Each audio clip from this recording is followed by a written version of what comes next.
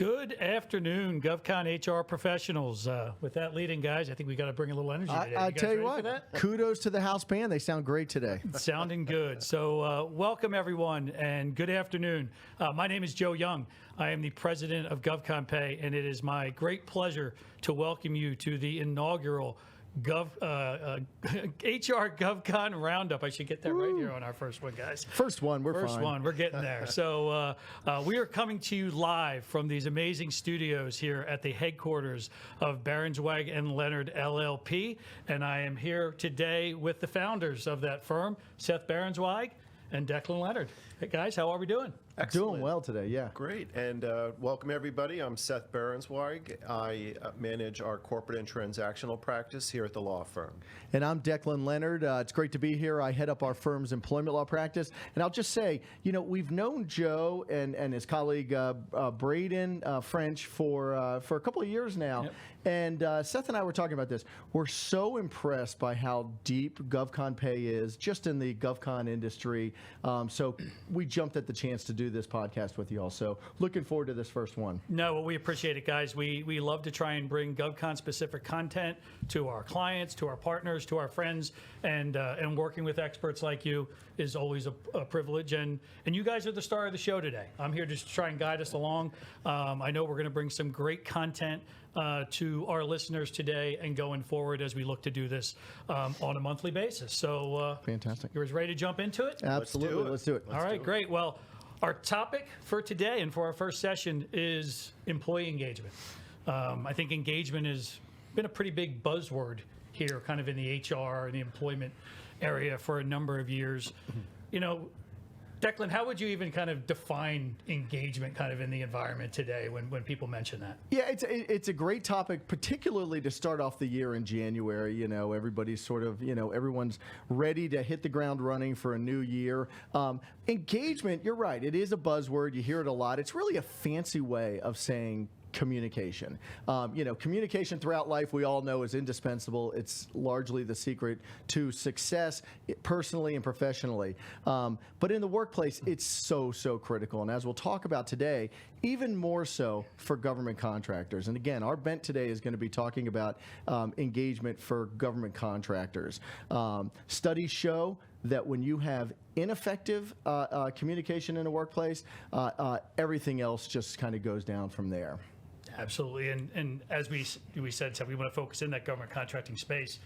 What in your guys' work with your clients have you seen is kind of uniquely challenging to the government contractors along with this topic? Sure. Well, government contractors are a unique animal. You know, we take that environment somewhat for granted here in the D.C. region, but it really is a unique space, and it's hard enough to manage and retain a workforce. But since we're here in the federal space, a lot of the employees are off-site. Aside from all the other challenges related to telework and in this post-COVID environment, you have employees that are largely off-site. They're with the customer. They're teaming with the sub of the prime. So on top of all the other challenges, you have a workforce that to a large degree is essentially invisible. That makes it even more challenging and even more imperative as far as the communication protocols go that Declan mentioned a minute ago. And they're also, Seth, as we've seen with a lot of our client base, Joe, you probably see this too with your very exhaustive client base of government contractors with GovCon Pay. They're spread out all over the country. Right. I mean, hopefully within the parameters of the country, but sometimes even further than that. But let's stick to even just being in the United States with all the different states laws. We'll talk about those challenges today and how you can, you know, do your best to stay on top of them and try to overcome those challenges. The other thing that I would say, and you're right, Seth, I mean, in the government contracts realm, it's a whole different animal.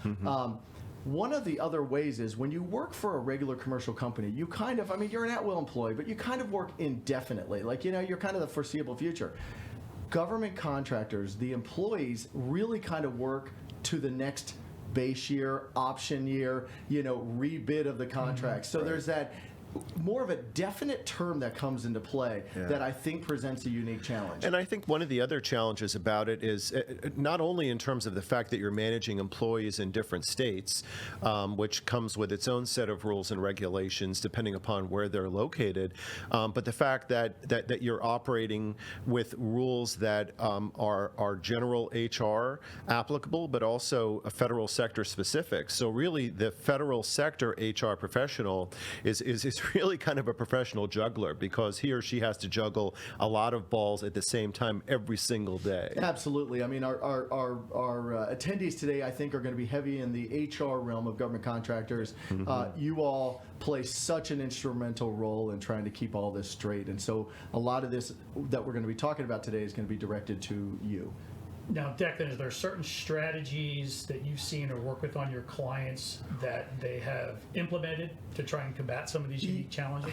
Yeah, so there's a lot, and I think that's probably what we're going to spend the crux of today talking about, trying to give helpful tips, what we've seen to work in real life, real world with both our clients, and Joe, you encountered them too, so this will be a discussion by all means today. I always say start with an HR audit. That's the very first thing. Paperwork, HR audit usually means what you're talking about is the handbook, your employment agreements, your offer letters, your policies and procedures, things of that nature.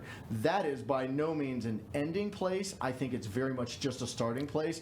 But when you have your ducks in a row as a company with your written policies, it exudes a level of confidence and credibility to your workforce, and I think that goes a long way towards engagement and retention of employees. I would also follow up on that, and I would, directly related to that, encourage setting and managing expectations early. So, for example, you talk about a handbook and management and retention of the workforce. As we've noted, there are members of teams that are going to be spread out throughout the country. When you are recruiting and when you are interviewing folks, you need to be aware of and incorporate different rules in different jurisdictions. I just saw the other day that the state of California has a brand new rule, for example, Shocker. with a broad invalidation of, well, exactly, a broad invalidation. Extend this another hour. Yeah. We'll probably need a drink before we talk California, but it not only invalidates non-competes, but wait, there's more. There's a requirement coming up in just a couple of weeks that employers have an affirmative obligation to proactively notify every employee subject to one of those non-competes in their original agreement to let them know that it is void and unenforceable. And if the company doesn't do that, it's subject to a penalty of $2,500 per violation. You have different pay transparency requirements in Oregon and Washington, D.C. So where you are and how you follow and set those expectations is also going to be key. But it's also an opportunity to show the employee that the company knows how to turn square corners, that they're organized, that they're proactive, and that they can help describe those parameters and benefits as they start that relationship. And that starts, I think it's important, from day one. I think as everybody's struggling to find new employees, is that opportunity, that onboarding process has become so important to just to communicate that and display that to new employees. As you said, hey, we've got our act together. We can execute on this. We're going to make your onboarding process seamless, and we're going to make sure that you feel part of the organization from the get-go is really a big part of that too. I mean, GovCon Pay, you have firsthand experience. I mean, you've got a pretty good pretty good employee base, I should say, and so you have real-world experience in that. You know that you never get that, the proverbial never get a second chance to make a first impression. People will carry that with them, and it reduces, credibility and sometimes morale in the workplace. So how have you seen that process? Yeah, we, interestingly, like a lot of companies in COVID, went from a very centralized organization in-office environment to a very decentralized, with able to get the great thing to get great talent to support our organization all over the country, but then brings those additional challenges as far as engagement and retention. One thing that we've done, we've put a lot of effort, a lot of really thoughtful effort into how we onboard new employees. And one thing that we've done, I think that's pretty unique, that we get constant great feedback from our new employees, is every single one of our new employees gets a half hour scheduled with every member of our executive leadership team. Oh, wow. Even some of our founders who are not actively involved in the business anymore get engaged in some of these half-hour meetings. Sometimes they're small groups when we have people Yeah. come in. Sometimes they're even one-on-one.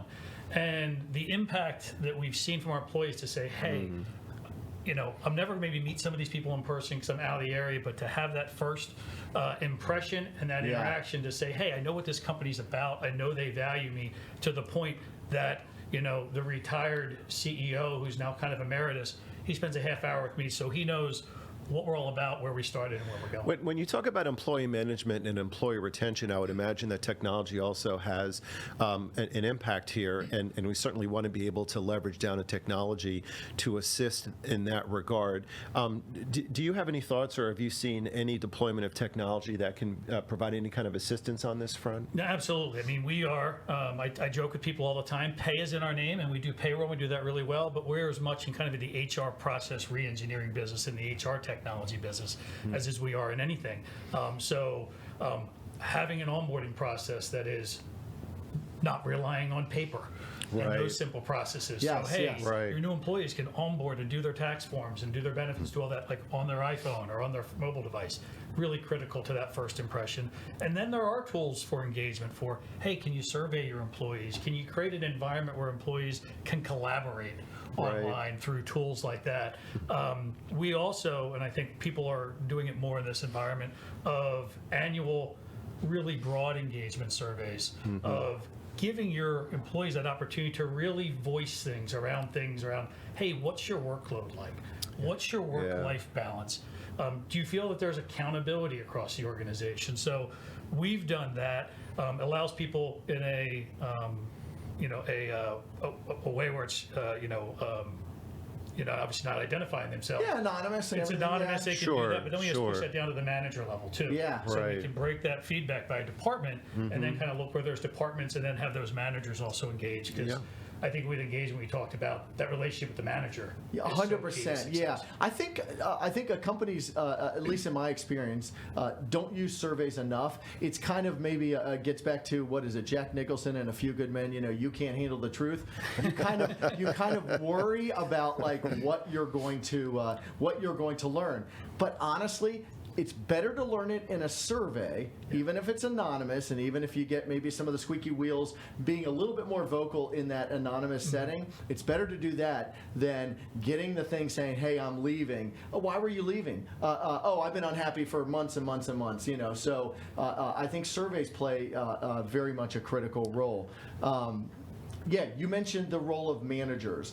Managers as they interact with HR. Seth, what are your thoughts on that? Well, I think training is something that is a word that's kicked around a lot, but training for managers is particularly important in the HR space, not only in terms of the mission of the company and to make sure that as the company's missions and objectives get updated, that is really communicated to and through the managers, but to quite frankly make sure that they're aware of things that are changing in the HR and employment law space, because they're really the front line. They're the ones that are really towing the line in that regard and being the critical feedback, especially when they're at a customer site.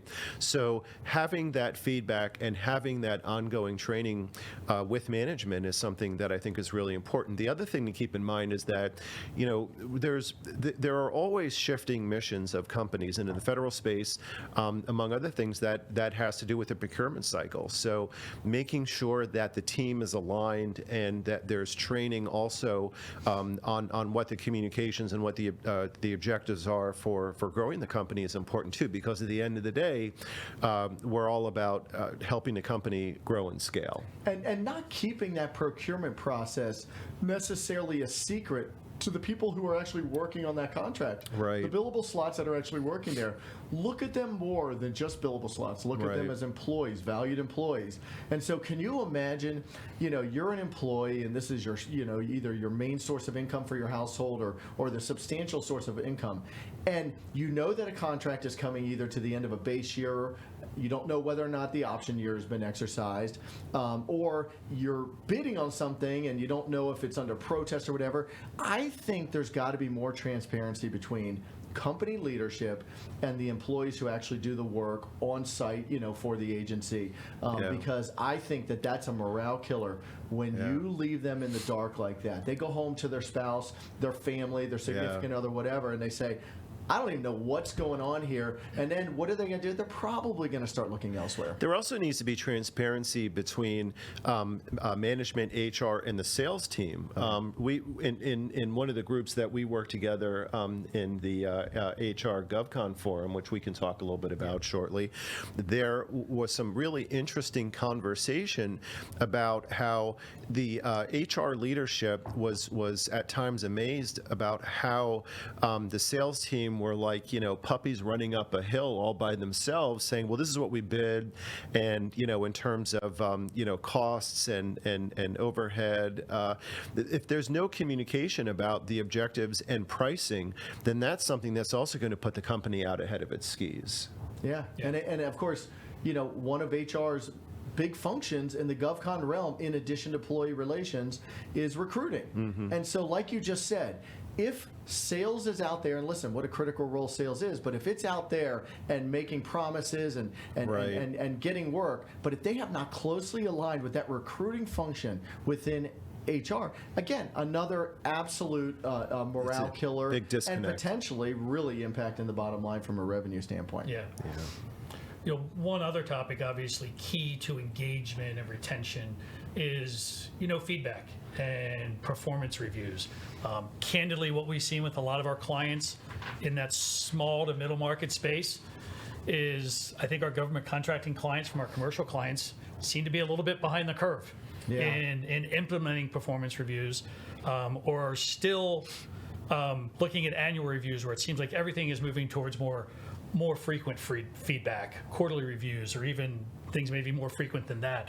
What are you guys seeing in that area as far as your clients, what they're doing, and what some of the challenges are? And that's one of the things we talked about earlier, these HR technology platforms. I think, again, I'm kind of the technophobe of the group here. Maybe you're a close second, Seth.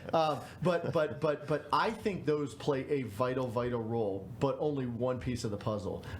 They cannot, sometimes I see these platforms that are so in depth that it loses the human touch of what a review really is. You're trying to plug, a number to somebody who maybe has some potential, but maybe from a number standpoint, they're barely meeting expectations. So I think moving away from these annual reviews, I mean, you can do an annual review, it's fine, but I think what we're seeing, maybe not wholesale adoption, but definitely more quarterly reviews. It's funny because there's this phrase in HR, you always hear of exit interviews. Now some companies are saying, let's do stay interviews. Let's talk to people, almost like along the lines of surveys, but not anonymous, and let's talk to them and see, how are you doing? Not how did you perform on this or what was your metric here, but like, how are you doing? How do you feel here? Are you happy here? Are you fulfilled professionally here? Do you see yourself, and where do you see yourself here? Yeah, and what are the things that we can do to help you grow? Professional development is something that our firm takes a lot of pride in, and there have been a number of studies that have indicated that while monetary compensation is very important, professional growth and development and the intellectual aspect of that is something that is at least as important. And to let people know that you want to know, be inquisitive.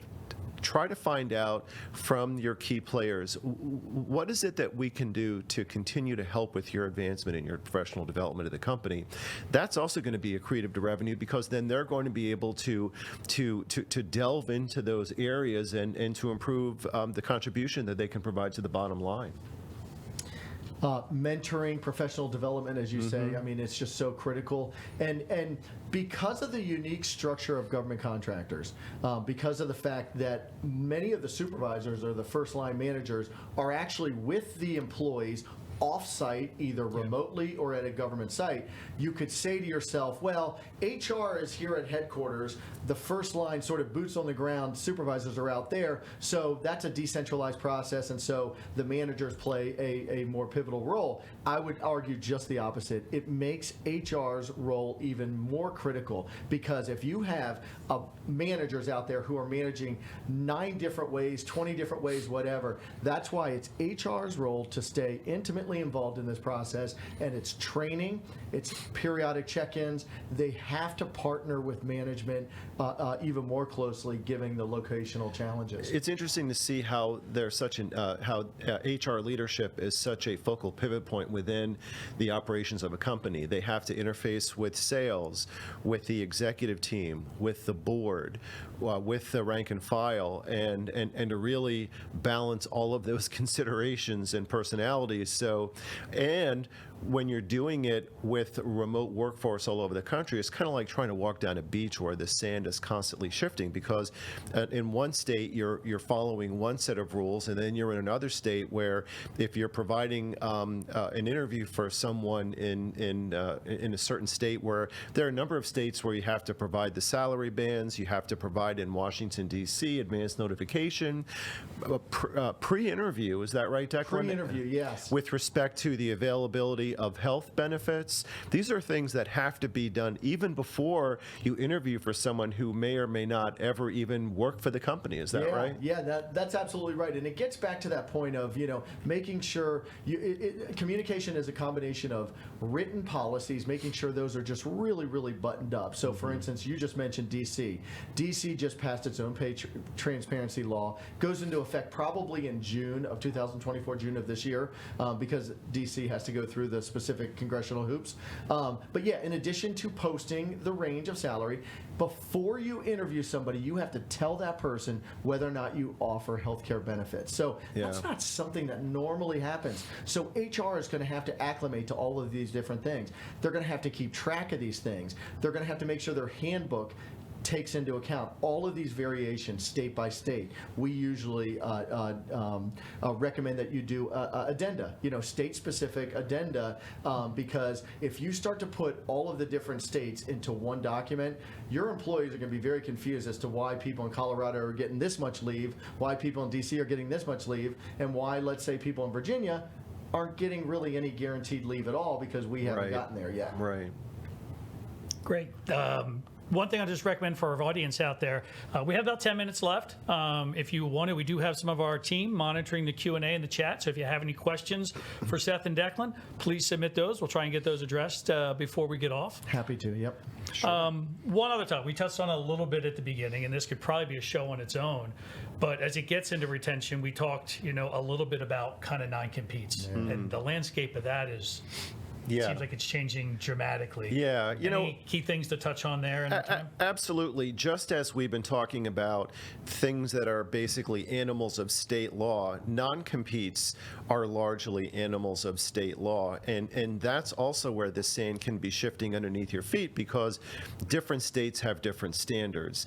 Most of them apply their version of what's called a reasonableness test. But the thing that's really interesting about non-competes is that sometimes companies can, from a retention standpoint and from a strategic consideration, bypass potentially a non-compete and instead go with what is a little bit more of a narrow but still effective non-solicit, where they can basically recruit by saying, we don't have a non-compete, we have a more narrow non-solicitation clause that allows a broader freedom of range, but simply provides reasonable restrictions with regard to for post-employment solicitation of specific customers and employees. The one thing that is also very interesting in the non-compete front is that there is activity here in Washington, because Washington never misses an opportunity to try to regulate something. Declan, why don't you tell us about an interesting development at FTC? Yeah. So the Federal Trade Commission is really making a big push, in essence, to really restrict, potentially even outlaw non-competes. And as Seth said, when we talk about non-competes, that's a very broad term. So what ends up coming out of this regulation, whether it's truly a non-compete, hey, you can't work in the same industry for 12 months, 24 months, whatever it is. Or whether or not it becomes a lot broader and it's like, you can't even have non-solicitations, so you can't restrict somebody from going after the very same contract, the very same work when it comes up on a recompete. The devil will be in the details. We'll see. But there's a very concerted effort definitely to do so. I mean, I always tell clients, it's a question I get all the time. Are non-competes enforceable? And, of course, every lawyerly answer is, well, it depends. And it's a genuine answer because A, it depends what your non-compete says. Is it, you can't work in the United States in this industry, and that gets ludicrous. We would never advise that. But what I would say for non-competes is they're one piece of the puzzle, or I'll call them restrictive covenants because non-competes is too broad. They're just one piece of the puzzle. If you think you're going to maintain engagement and retention of your workforce with a written document solely, then you're probably big time mistaken. But if you make it as one piece of your puzzle, if you do all the things we talked about earlier, training, professional development, regular check-ins with your employees, you're probably going to be even more effective at retaining employees than you are than this, 8.5 by 11 piece of paper. And I know, Joe, that give you a second to chime in, but I just wanted to note how unique of a time it is now that we're actually looking at the federal government regulating non-competes. It really is unbelievable. Here in Virginia, the HR and employment law of Virginia has changed dramatically over the last year. Yeah. Wage statutes in Virginia, misclassification, those weren't even a thing. Yeah, they start to call us California light. Right, we used to have no employment laws, basically. Right, yeah. 2 years ago. Yeah, so the times are changing. Yes, and I'll just end by saying, I know it's a bit of a cliche, but what I find time and time again is, documents, policies are so critical. Treating people fairly, and that is obviously, a broad topic, but treating people fairly is probably the best way to retain employees at the end of the day. Turnover is inevitable. Make sure, to me, the most important thing is don't take our trade secrets, don't take our confidential information or proprietary information. And so look at those provisions in your agreements, perhaps with more scrutiny than even these non-competes. That's a good point. And make sure that those documents are marked, that they have protective legends on them, because if they are taken, you set the expectations and you set the rules by just putting very simple legends or markings on the documents, which takes less than a minute and can end up protecting trade secrets and strategies which are crucial to the company. Well, Joe, time flies when we're having fun. It does. We are coming up on our half hour here, and I tell you, I think the biggest takeaway is everything is always changing. Exactly. 100%, and for the HR professionals out there, I think that's like the biggest challenge of their job and their profession is, and it's not federal regulation, is for so many of these government contractors in particular who are spread across the country, knowing all these changes in every state and every local jurisdiction is really a Herculean task. We hope that today and what we're going to try and do going forward is going to try and provide some feedback and some advice and some insights to help with that great challenge. I think we also learned today that communication at the end of the day is really one of the most important things to retain those employees and stay engaged with them. I think that's right. Today was a taste of what we're going to do for the next 12 months, and we'll get deeper and deeper with each month. Yep. So on behalf of Seth and Declan, really want to thank you for taking. He's better dressed today than I am. I don't know about that. He's got the sweater. It's 20 degrees out. I'm impressed, I'm cold. Next month we show up in cowboy hats, but that's another topic. Yeah, that's a whole nother topic. We'll explain next month on that. But we really appreciate everybody's time. We hope you enjoyed this. This is our first time doing this, so we can only get better. We look forward to next month. Our episode next month is going to be on February 15th. And I think a really interesting topic. It's going to be around the National Labor Relations Board's new, and some may say controversial, joint employer rule and the special impact that that's going to have on government contractors. So please keep an eye out on social media and our promotion for that upcoming event next February. Also, for those of you who are still with us, GovCon Pay and Berenzweig and Leonard are founding partners of an organization called the GovCon HR Forum. And what this is we created this over a year ago, and it's a membership organization for high-performing GovCon HR executives where we create content, bring people in for a dinner, and create really a sense of community with the leaderships in this space. Because what we found is, boy, with all the things going on, it's great to have some other people that sit in the same seat that you do every day, that you can call up and say, hey, how are you dealing with this? How are you dealing with that issue? And what are some of the challenges? So our first event of 2024 is going to be next Thursday, January 25th, at the Wren Restaurant in Tyson's Corner. And we are super excited.